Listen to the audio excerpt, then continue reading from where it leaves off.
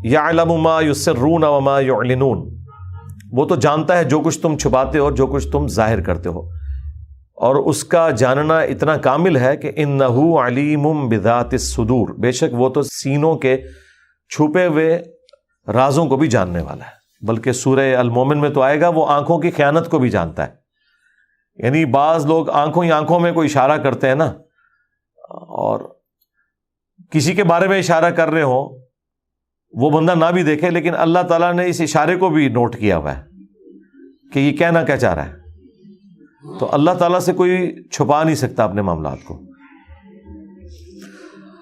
یہاں پہ ماشاءاللہ یہ پارہ نمبر 11 مکمل ہو گیا، اور اب آپ دیکھ لیں اتنی لمبی سورت ہے یہ، اس سورت کی 123 آیات ہیں ٹوٹل، 5 آیتیں جو ہیں وہ پارہ نمبر 11 میں ہیں، اور باقی پوری کی پوری سورت پارہ نمبر 12 کے اندر ہے۔ یہ جو معاملہ ہوا ہے نا سپاروں کے ساتھ، یہ اس لیے ہوا ہے کہ اس سپاروں کی ترتیب اللہ تعالیٰ کی طرف سے یا اس کے پیغمبر کی طرف سے یا صحابہ کرام کی طرف سے نہیں ہے، ورنہ یہ اس طرح ترتیب نہ ہوتی کہ سورت ٹوٹ گئی پاروں میں، ایک جو حسن تھا نا وہ ڈسٹرب ہو گیا۔ اس سے زیادہ آپ ڈسٹربنس دیکھیں گے سورت الحجر، اس کی ایک آیت پارہ نمبر 13 میں، پوری سورت الحجر 14ویں نمبر پارے میں ہے۔ اب یہ ایک لائن پتہ نہیں کس نے ایسے کر کے سپاروں کے صفحے گنے ہیں اور سپارے بنا دی ہیں، یہ تابعین کے دور میں ہوا ہے۔ ایک آیت کو ادھر کر کے کیا ایڈوانٹیج لیا؟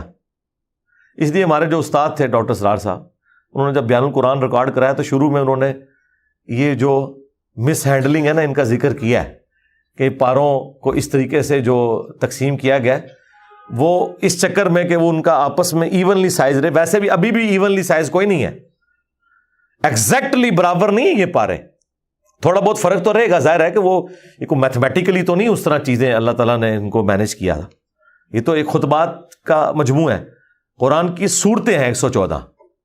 اب جب انہوں نے اس کے صفحے برابر کرنے کے چکر میں اگر ایک لائن کو آگے لے جاتے، اور ویسے وہ بھی برابر کوئی نہیں ہوا ہے، وہ بھی اب آپ دیکھیں نا تو آخری صفحے جب آتے ہیں تو کاتب کچھ لفظ چھوٹے کرتا ہے کچھ بڑے کرتا ہے، تب جا کے پارا مکمل ہوتا ہے۔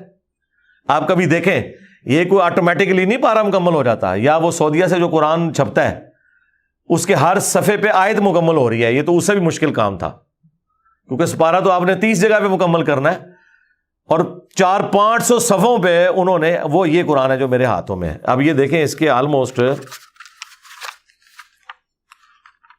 600 سے اوپر صفحے ہیں، اور ایسی مہارت سے اس بندے نے لکھا ہے کہ ہر صفحے پہ آیت مکمل ہوتی ہے، تو وہ آٹومیٹکلی نہیں ہو رہی، وہ کیا کرتا ہے کچھ الفاظ لمبے کر دیتا ہے، کھینچ کے آگے کر دیے، وہ گھسیٹ گھساٹ کے اس کو لے آتا ہے صفحے کے اوپر، وہ آپ کو فیل نہیں ہوگا، لیکن اب آپ غور سے دیکھیں گے تو آپ کو نظر آئے گا کہ بعض جگہ جا کے اس نے الفاظ چھوٹے کر دیے بڑے، کیونکہ میں نے آپ کی توجہ دلائی ہے، ورنہ تو آپ کہیں گے یار بڑا کس طرح انہیں ایک جیسی رائٹنگ لکھی، ایک جیسی نہیں ہے، چھوٹے بڑے ہیں الفاظ، وہ ان 30 پاروں میں بھی آپ کو نظر آئیں گے۔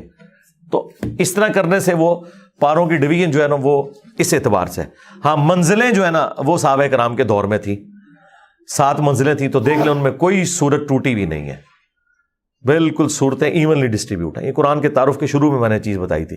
تو اب یہ سورہ ہود اتنی بہترین سورت قرآن کی، آپ سمجھ لیں جو اگلے انبیاء کی دعوت کا سمجھ لیں ایک قسم کا خلاصہ اس حوالے سے، اس کی صرف 5 آیتیں پارہ نمبر 11 میں، اور باقی 118 آیتیں پارہ نمبر 12 کے اندر ہے۔ یہ بھی آگے شفٹ کر دیتے کوئی فرق نہیں پڑنا تھا، لیکن وہ چونکہ اب لکھنے والوں نے اس طریقے سے اس کو ڈیوائڈ کرنے کی کوشش کی، اور وہ ہم نے دیکھ لیا۔ تو یہ جو شیعہ کے بارے میں مشہور کیا ہوا ہے وہ 40 پارے مانتے ہیں، بھائی ہم تو 30 پاروں کی ڈویژن کو بھی قرآن و سنت میں نہیں مان رہے، یہ تو بعد کے لوگوں کی ہے۔ اس لیے آپ دیکھیں سعودیہ سے جو قرآن کئی ایک چھپتے ہیں ان میں پارے بیچ میں کسی صفحے میں آ کے شروع ہو رہا ہوتا ہے، اس طرح رکوع کی ڈویژن یہ بھی بعد میں ہے، اور پارے کو 4 حصوں میں تقسیم کرنا ہے یہ بھی بعد کی ڈویژن ہے۔ اور اس سے بڑھ کر جو سب سے حیران کن بات ہے، آیات کے نمبر، یہ تو بہت بعد کی ڈویژن ہے۔ آیات کے نمبر تو ان لوگوں نے میں نہیں لگایا جنہوں نے پاروں کی ڈویژن کی ہوئی تھی، اس لیے آپ کو پرانے جتنے قرآن ملیں گے نا ان میں آیات کے نمبر نہیں لکھے ہوئے، اینڈ پہ وہ یہ تے ہوا کرتی تھی فل سٹاپ کے طور پہ. پھر تے کے 2 نقطے اڑنا شروع ہو گئے, پھر دائرہ بنانا شروع کر دیا. سٹارٹ تے سے ہوا تھا, پھر دائرے اب آپ کو نظر آتے ہیں. لیکن ان ساری چیزوں کا فائدہ ضرور ہوا ہے, یہ جو آیات کی نمبرنگ کرنے کا. آج آپ کو آیت ڈھونڈنا آسان ہے. البتہ آیات کی جو مارکنگ ہے نا, وہ نبی الاسلام کے مبارک دور میں تھی.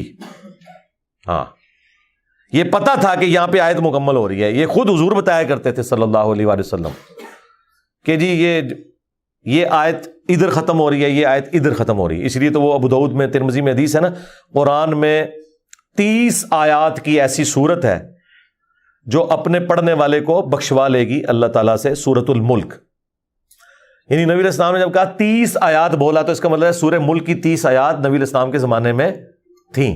نمبر نہیں لگے ہوئے تھے, نمبر بعد میں لگے.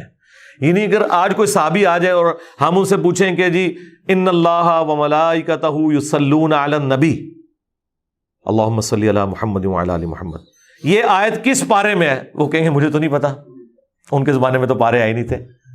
ان سے پوچھیں کس سورت میں ہے, وہ کہیں گے ہاں سورت میں بتا سکتا ہوں, سورۃ الاحزاب میں ہے. آیت نمبر کون سی ہے, وہ کہیں گے نمبر میں گھن کے ہی دساں گا, ایک پاسوں شروع کرنا.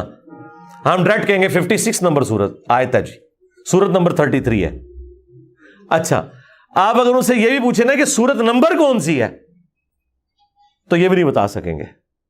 اس وقت سورتوں کو بھی نمبرنگ نہیں تھی, ترتیب تھی لیکن نمبر نہیں لگا ہوا تھا کہ یہ سورت نمبر فلاں ہے, یہ سورت نمبر فلاں ہے. یہ تو آج ہمیں پتا ہے نا کہ سورہ احزاب 33 نمبر سورت ہے. اسی طریقے سے سورہ انبیاء 21 نمبر سورت ہے. اس زمانے میں یہ نمبرنگ بھی کوئی نہیں تھی.